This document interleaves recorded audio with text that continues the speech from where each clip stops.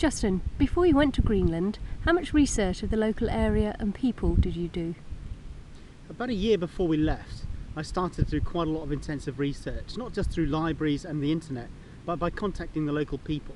The kind of information I was looking for was what the weather was going to be like, what the water conditions would be like, what the ice was going to be like, and a little bit of detail about the shoreline, because obviously that's where I was going to camp back in on the shoreline every night.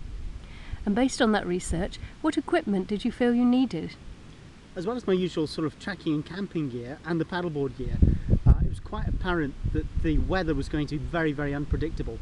So I had to take clothes that I could wear if it was very cold, if it got quite warm, and of course rain layers, because no matter where you go in the world, it always rains. And did you train with the Inuit? Unfortunately not. I don't get the chance to train with the Inuit. But when I go to these places, I do spend as much time as I possibly can with local people, because it's a fantastic way to learn.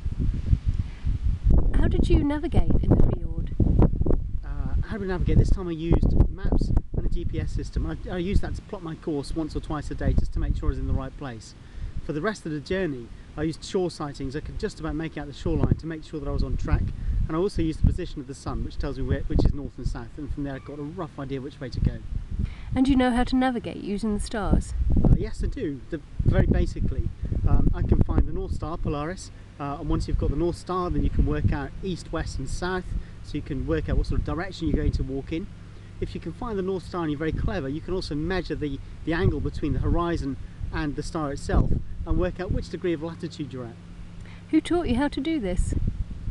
That started when I was a very young boy, I think, and I started to learn from my father and my uncle, and from there you just pick things up as years go by. And what other navigational tools do you use?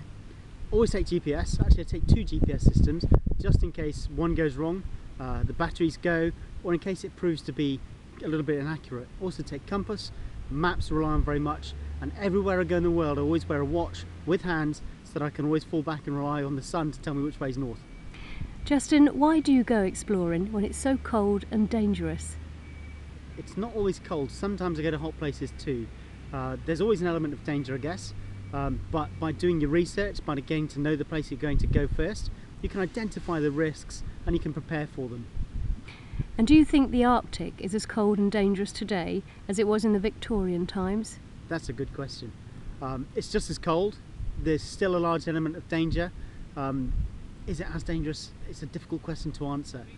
The thing is now we know what it looks like because people have been there before us, so we know what risks are going to be there to an extent.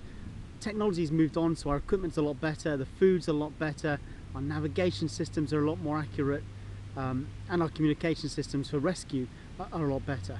So it's a really tough question to answer. Justin Myers, thank you. Thank you.